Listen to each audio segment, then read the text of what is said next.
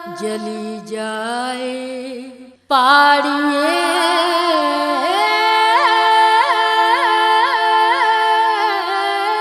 दादिस अम्माजी में ओ।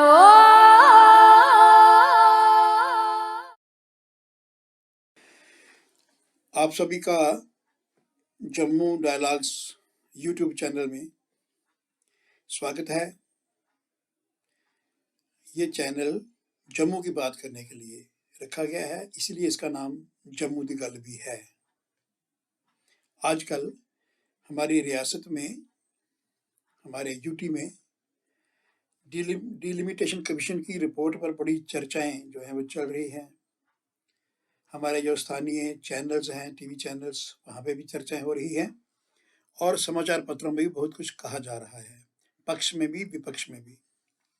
विपक्ष में वो लोग दलील दे रहे हैं जो मोदी सरकार के हर कदम का विरोध करते हैं। जब 5 अगस्त को रीऑर्गेनाइजेशन ऑफ स्टेट एक्ट लागू हुआ 2019 में, उसका भी विरोध करते रहे हैं। आर्टिकल 370 के हटाए जाने का भी, जो उसकी तरमीम की गई है, उसका भी विरोध करते हैं। 35A को हटाए जाने का विरोध करते हैं। और जब वो डिलिमिटेशन कमीशन की प्रिलिमिनरी रिपोर्ट जो आई है, जो अभी प्रस्तावना जो आई है उनकी, उसका भी विरोध उसी मूड में, उसी लैंग्वेज में, उसी सोच से कर रहे हैं। जब वो विरोध करते हैं, उनकी दलील में ज़्यादातर यही बात आती है कि 370 हटने के बाद क्या लाभ हुआ, लोगों को जॉब्स नहीं मिले, गरीबी बढ़ी, महंगाई बढ़ी। हालांकि इन चीज़ों का दफ़ा 370 में जो तरमीम हुई है उससे कोई वास्ता नहीं है, परंतु वेग जो आर्गूमेंट करते हैं। अब जब वो बात जोड़ रहे हैं ये जो परिसीमन आयोग या हदबंदी कमीशन की रिपोर्ट के साथ, तो मैं फाइनल रिपोर्ट नहीं है, मैं क्लियर कर दूं, तो उनका आर्गुमेंट बड़ा वेग हो जाता है जब वो 5 अगस्त की बात साथ जोड़ते हैं। अब देखिए, जो प्रपोजल है उसमें अनंतनाग की लोकसभा सीट के साथ जम्मू के रजौरी पुंछ को जोड़ा गया है। बड़ी नासमझी की बातें भी आ रही हैं जी, अब रजौरी पुंछ के लोगों को अनंतनाग जाना पड़ेगा या अनंतनाग के लोगों को रजौरी पुंछ जाना पड़ेगा। डिस्ट्रिक्ट अलग अलग हैं और ये यूटी जो है वो एक एंटिटी है, एक इकाई है। और इस इकाई में क्या होता था, श्रीनगर में जो पार्लियामेंट की सीट थी वो 13 लाख, लगभग 13 लाख के वोटर स्ट्रेंथ पे थी। अनंतनाग की 10,50,000 के वोटर स्ट्रेंथ पे थी और बारामूला की 14 लाख वोटर स्ट्रेंथ पे थी। पहले इतनी की वेरिएशन है। अब आते हैं जम्मू में, तो उधमपुर की सीट जो है 20 लाख, एरिया कितना है, लगभग अब पूरी वादी के बराबर का एरिया है और 20 लाख वोटर्स हैं। और जम्मू उधमपुर में 16,50,000। इतना अंतर क्यों है? वादी की 3 सीटों के अंदर वोटर स्ट्रेंथ कम है, यहाँ इतनी ज्यादा है। अब डिलिमिटेशन कमीशन ने एक न्याय किया है और रजौरी पुंछ को और अनंतनाग की सीट को जोड़ दिया है। अब जब एक एंटिटी है, एक यूटी है, बार बार यहाँ कहा जाता रहा, जब नौकरियों के अंदर जम्मू प्रोविंस के लोगों को पीछे रखा जाता था, प्रमोशन में पीछे रखा जाता था, तो ये कहा जाता था कि एक एंटिटी है। अब ये दो करके क्यों सोच रहे हो आप लोग? एक एंटिटी है, उसमें दोनों खित्तों की सीटों के वोटर स्ट्रेंथ में इतना अंतर क्यों? अब ये हो गया, रियासी को जम्मू पुंछ सीट के साथ जोड़ा गया और वैली में अनंतनाग की सीट के साथ रजौरी पुंछ को जोड़ा गया। अब ऑन एन एवरेज 18 लाख का वोटर स्ट्रेंथ पर हर सीट होगी, 5 की 5 सीटें लगभग 18 लाख की वोटर स्ट्रेंथ के ऊपर आ गई। तो ये बराबरी हो गई तो क्या बुरा हुआ? इसी तरह विधानसभा की बात है, जम्मू की 27 सीटें थी।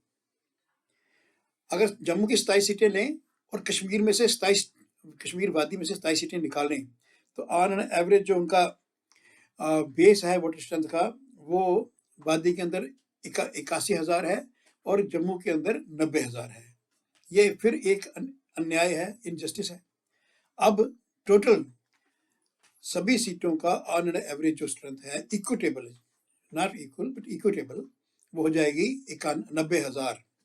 तो ये बराबर जब हो गया आबादी के लिहाज से, जिसका बड़ा शोर मचाया जा रहा है कि आबादी देखना चाहिए, आबादी को देखना चाहिए, तो आबादी के हिसाब से अगर ये सब बराबर हो गए तो क्या बुरा है? दिल्ली में 7 लोकसभा की सीटें हैं। हर सीट में on an average 10 lakh voter हैं।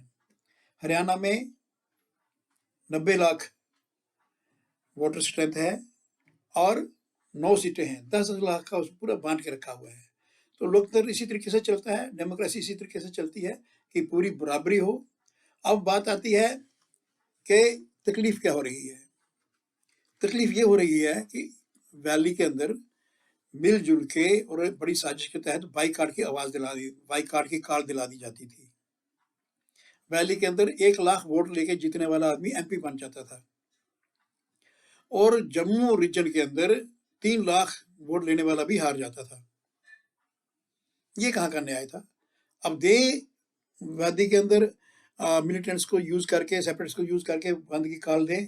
अगर अनंतनाग में 1 लाख वोट पड़ता है तो जोरीपुंज में वोट पड़ेगा। तो वो अब वो चीज चल नहीं पाएगी। इस तरह ज्यादा तकलीफ जो है वैली सेंट्रिक पॉलिटिकल पार्टीज को, नेताओं को, वो कभी जम्मू को अपने बराबर आने देना नहीं चाहते थे। और खास करके अब जो हमारे जो नोमैड्स हैं, हमारे गुज्जर बकरवाल गद्दी सिप्पी भाइयों को पॉलिटिकल रिजर्वेशन मिली है, ये उनसे सहन नहीं हो रहा है। पहाड़ियों के लिए भी प्रयास चल रहा है कि उनको भी शेड्यूल ट्राइब स्टेटस दिया जाए, ये तो बिल्कुल बर्दाश्त नहीं हो रहा है। और वादी के अंदर शेड्यूल कास्ट के लिए पॉलिटिकल रिजर्वेशन तो कभी वो सोचते ही नहीं, होने नहीं देते। तो अब ये जो नई तब्दीली आई है, ये जो तबके जिनको संविधान की ओर से भी संरक्षण मिला हुआ है, रिजर्वेशन का प्रोविजन है, इनको अगर रिजर्वेशन मिल रही है तो इन वादी के पर आधारित नेताओं को भी तकलीफ हो रही है। ये अपनी हैगीमनी जो है वो बना के रखना चाहते थे। ये नहीं चाहते थे कि वादी के अंदर भी कोई दूसरी पॉलिटिकल पार्टी आगे उभरे और कुछ परिवारों का जो है गलबा जो यहाँ बना रहे। तो ये इस डिलिमिटेशन कमीशन की रिपोर्ट लागू होने से वो गलबा जो है अब नहीं बन सकेगा, वो हैगीमनी नहीं बन सकेगी। और वो जो एक झूठा दबदबा जो था वो अब नहीं बन पाएगा। अब रही बात डिलिमिटेशन कमीशन की, जम्मू में भी इसका विरोध थोड़ा बहुत हुआ है।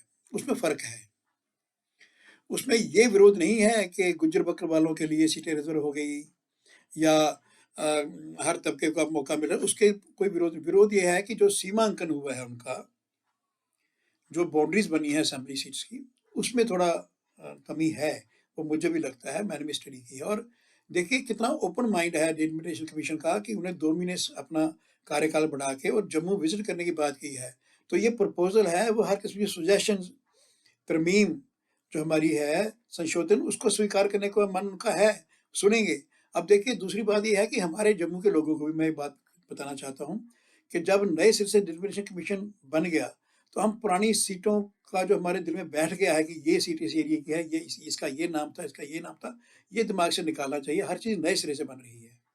और मैं यहाँ आज डिलिमिटेशन कमीशन को भी एक सजेशन देना चाहता हूँ। उन्होंने बाहू नाम से एक असेंबली सीट बनाई है, बड़ा अच्छा किया है। ये हमारा ऐतिहासिक नाम है, ये हमारा हेरिटेज से जुड़ता है और बाहू का बड़ा महत्व है हमारे जम्मू के जीवन में। तो बाहू के नाम से सीट बनी है तो बड़ा अच्छा है। इसी प्रकार एक सीट नई बनी है जिनको इन्होंने जम्मू ईस्ट लिखा है। एक तो कन्फ्यूजन होता है, जम्मू ईस्ट पहले भी थी, वो छोटी सीट थी, अब ये बहुत बड़ी सीट बन गई है। इसमें बाबा पैड़ तक का एरिया, जगटी का वो पटवार है, पूरी यहाँ डाल दी गई है।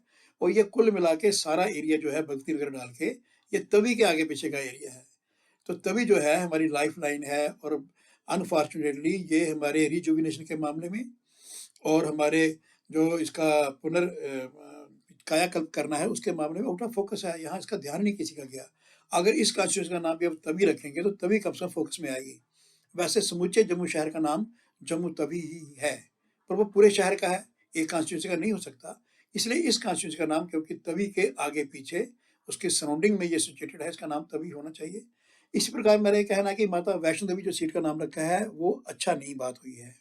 कल को वो बिल छपेंगे, पोस्टर छपेंगे, इश्तिहार छपेंगे, बाद में चुनाव के बाद वो नीचे गिर जाते हैं, पैरों में नाली में गिरते हैं। तो माता के नाम की वो कॉन्स्टिट्यूंसी नहीं होनी चाहिए।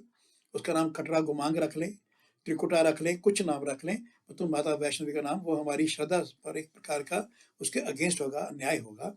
तो मेरा ये निवेदन है डिलिमिटेशन कमीशन को कि 2 महीने जो आपने समय लिया है और आप जम्मू में आके रुकिए, सब लोगों के विचार सुनिए, लेकिन जो ओवरऑल फ़ॉर्मूला जो आपने बनाया है, जम्मू में आपने 6 सीटें बढ़ाई हैं, वैली में भी 1 सीट बढ़ाई है पहाड़ी एरिया में, तो उसको लोगों ने पसंद किया है, उसमें कोई बुरी बात नहीं है। और लोकसभा की सीटों में जो आपने एरिया बदला है, उसमें भी कोई बुरी बात नहीं है। लेकिन थोड़ी बहुत सीमाओं में जो या नाम रखने में परिवर्तन करना है, तो वो आप उस खुले मन से कीजिए, ताकि जम्मू कश्मीर के सब लोग जो है सैटिस्फाई हो जाएँ। आपने मेरी बात बड़े ध्यान से सुनी, बहुत-बहुत धन्यवाद। हमारे चैनल को लाइक करते रहिए और इसका सदस्य बनिए, हमारा समर्थन कीजिए।